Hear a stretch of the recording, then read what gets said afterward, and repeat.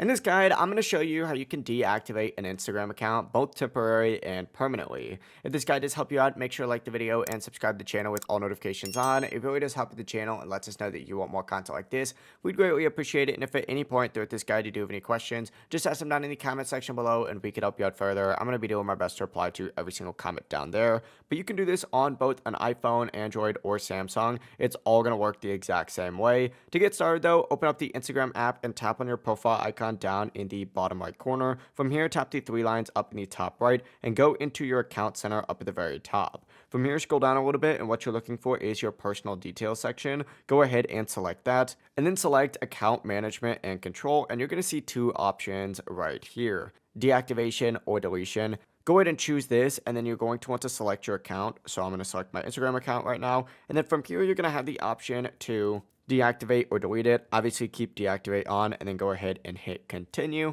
Deactivate is going to be temporary, which is going to hide your photos, profile, and activity until you reactivate it by logging back in.